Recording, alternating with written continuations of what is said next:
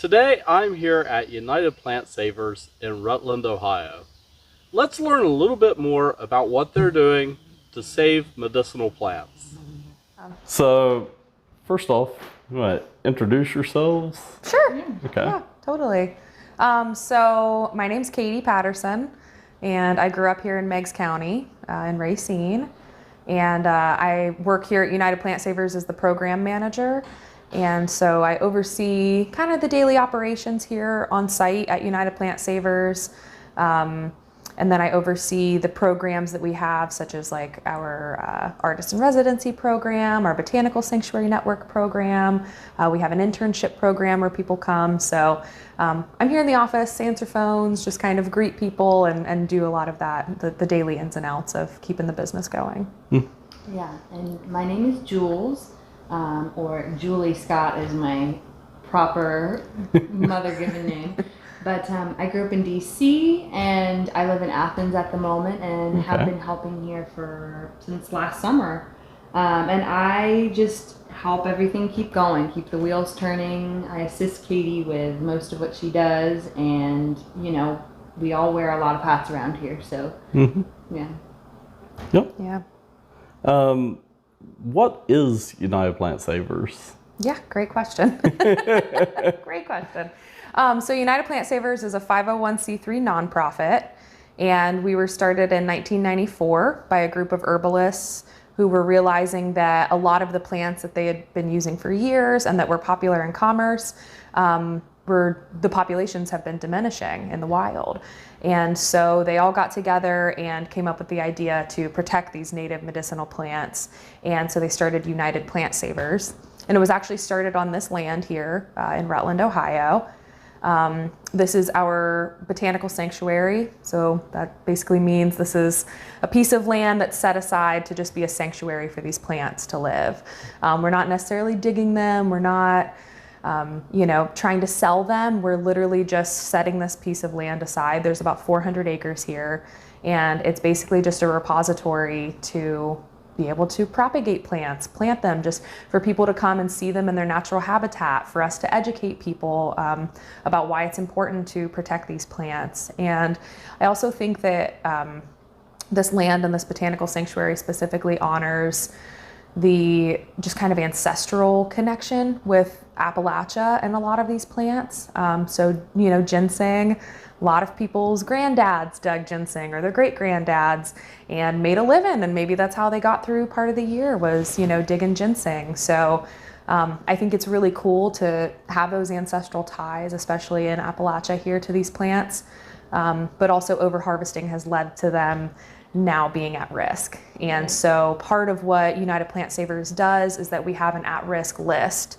And so our board of directors and our at-risk list committee, they meet, I think about every other year, and they sit down and they have like a scoring system where they go through each plant and they talk about ginseng and they say, okay, and are you seeing it? What's the cost? What populations are left? What's the demand? What's the supply? And they go through everything. And so they have this list where they score the plants. And so we have an at-risk list that's published every year in our journal, and it's on our website. And so that's kind of our basis for what we're doing is this list of plants that's at risk. So yeah, I mean, we have a lot of things going on, but in a nutshell, that's kind of our bread and butter, is just saving these medicinal plants, educating people about it, and providing the space for them to be able to live in sanctuary and for people to come and see them in the wild. Yeah. I think that's great.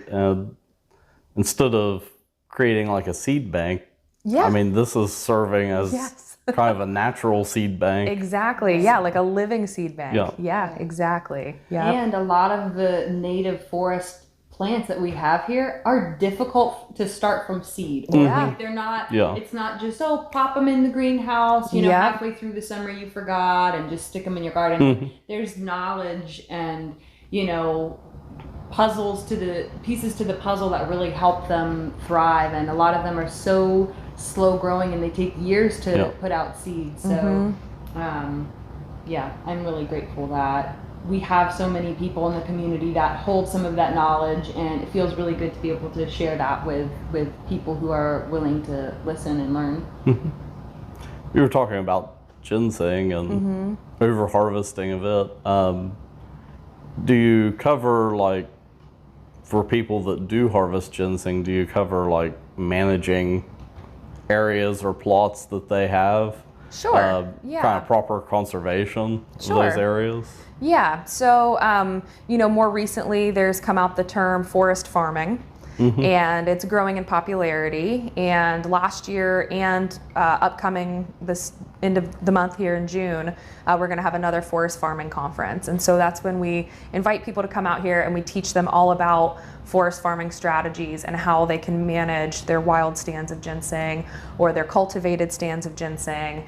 And that helps to take the pressure off of a lot of the wild ginseng that exists out there. So our hope is that, you know, if you know, someone who lives a farm over from here grows 2 acres of ginseng, then that pressure will be taken off of 2 acres of ginseng that exist on national forest land or national park land. Right. And then that ginseng that was cultivated specifically to be sold can be, you know, what is dug. And we actually have a program that we run called the Forest Grown Verification Program, or FGV. And so these are people who, you know, say Bob's Market has some farmland that's forested. They wanted to start growing some ginseng. You could get forest grown verified, which means that certain buyers are only buying forest grown verified to keep poachers from selling. Basically, you know, if you're poaching and then you sell it, but you're not forest grown verified, they're not going to buy it from you. Right. So it's kind of a protection program that's going into place to try to keep buyers from buying poached ginseng. So you all would be able to get, you know, verified as forest grown verified, and then, you know, buyers would be able to buy your ginseng. So we're kind of trying to put some barriers in place like that. And we try to educate people. I think poaching's always going to happen, you know, especially with the demand and the value on ginseng root. But I do hope that through forest farming, we're able to at least reduce some of the pressure from these wild stands. Yeah, poaching, that's a term that most people, I think, associate with animals, but it does happen with plants. So. Yeah, and we've noticed since the start of the pandemic, Goldenseal has started to be poached even more prominently. And Goldenseal does have a lower monetary value than ginseng does, but medicinally it's, you know, arguably just as high. And really special to this area. A lot of old timers call it yellow root. And it's actually the plant that formed United Plant Savers. There's a giant stand of Goldenseal here on our land that was called Hydrastis Heaven because the genus name for Goldenseal is Hydrastis. And we've noticed a lot of Goldenseal being poached around here.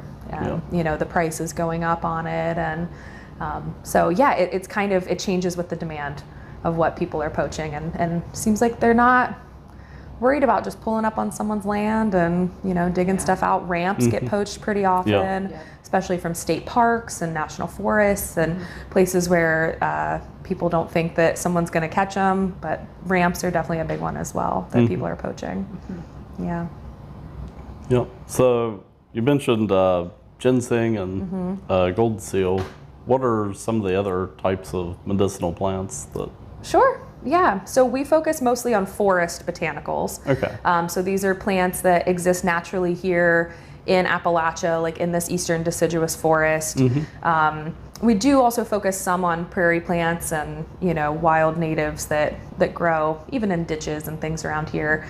But mostly we focus on the forest medicinals. And so some of the big ones are ginseng, goldenseal, ramps, slippery elm trees, because trees also count as medicinal plants. Blue cohosh and black cohosh, bloodroot. Yeah, there's all kinds. Ginger. Wild ginger. We have a lot of rare, really special native orchids. There's so many special plants, and some of them, like ginseng or goldenseal, are still used in modern day for specific medicinal uses. But a lot of these plants have long history of being used medicinally, and we don't use that in modern day because there's Yeah. more easily accessible alternatives. Yeah. So you could use bloodroot for a number of things, but should you? Probably not, because the pressures on the plant are so high, and there's other alternatives. But indigenous people that have lived here for thousands of years use these plants in a way that we might not now, but they're still really, really special and unique to this region. So Yeah, well said. Yep. Yeah. Here on site, you also have a library. Yeah. So it's not only a repository for plants, it's also kind of a repository for knowledge. Totally. Yeah. So you want to talk a little bit about kind of that aspect of it? Yeah, definitely. Yeah. So as you mentioned, we do have a library on site. So our new welcome center that we're sitting in now, it's also called the Center for Medicinal Plant Conservation. And in 2019, it was dedicated to Dr. James Duke and his wife, Peggy Duke. And Dr. Jim Duke worked for the FDA. He did phytochemical analysis of plants. He traveled all over the world. And he owned the Green Pharmacy in Maryland. Which served as this beautiful garden space and learning center for people to come. And he wrote several books, including Herb a Day and the book called The Green Pharmacy and several others. And so upon his passing, we were gifted his library, his personal library, along with all of his filing cabinets with all of his research work. Personal documents, pictures, some of Peggy's original illustrations. She illustrated books while he did a lot of the research and information for them. So together they made these beautiful plant guides, and it's phenomenal. So yeah, our space now serves as more than just coming to see the plants, but also people coming to do research on plants. And last year at the end of 2021, we did a fundraising campaign for archiving what we're calling the Duke Ethnobotanical Archives. And so that's kind of the whole gamut of the books, the pictures, the photos, the research paperwork, just kind of everything. We have a whole bunch of slides, like old picture slides of all the plants that he visited and seen. And so we actually have a fellow here right now who's working on archiving all of that and digitizing it. And so we're hoping to be able to make that public on our website for everyone to be able to see, thanks to all the kind donors who donated to that campaign. It's a treasure trove of knowledge and wisdom. And I think it's really neat because so many of those books are out of print or just so, even if you're enthusiastic plant lover, herbalist who's doing some deep dives, a lot of those books you would never get your hands on. So it's really, really special to have that in one space where people can come and see that. And we just want to preserve that. And Susan Leopold, our director, is really, really a bibliophile. And so not only do we have Jim Duke's collection here, but she has recently purchased 2 other massive collections of amazing herbal books from professors and whatnot. So as those are becoming available, we're trying to preserve and keep those in temperature controlled spaces and make sure that they're in good hands. So so this place, it serves not only as a repository for plants, a repository for knowledge, it's also an education center. So people can come here and learn, and also there's trails here. Yeah, definitely. Right. So we also have a bit of that recreation aspect as well, and that, kind of like visiting and touring and that whole aspect. So we have about 8 miles of hiking trails here, and those were mostly developed by Paul Strauss, who was one of our founding members, along with several groups of interns over the past 20 or so years, building this trail system through the woods here. And our most popular trail is the Medicine Trail. And most of our trails have signs all along the trail that call out the plants with their genus and species name as well. So it's really nice. It serves as this even if you're just out on a walk by yourself and you don't know the plants, you can still look and see the name of the plant, take a picture of it, come back, look it up, look at it, add it in our library here. So it kind of, creates this more holistic experience, I think, than just going on a regular walk in the woods. You're still going to gain a lot from that. But to be able to take it that step further and have that deeper educational aspect to it, I think is really wonderful. And we're always improving upon that. We use slate signs that were upcycled from an old barn roof that was here. And, slate has its challenges. It cracks and it fades. And so, we're ever evolving and trying to get our environmental education program, make it better and better. And that's something that I'm really focusing on and enjoy doing, bringing school groups out here. And we try to get them out on the trails and just, get them involved. And I think one of the best things that I learned in school was provocation is one of the best things that you can do, especially for children, and, to get them interested in learning about plants is just to provoke something exciting inside of them.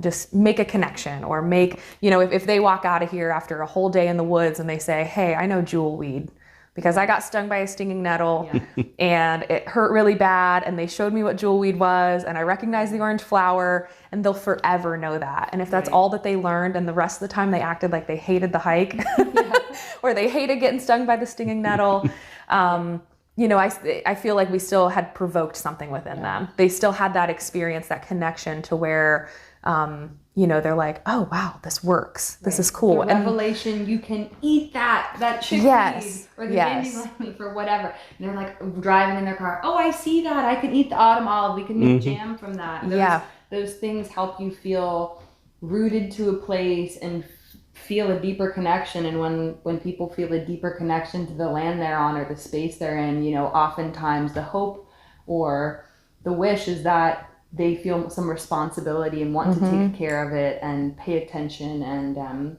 be a good steward to the land. So yeah, well said.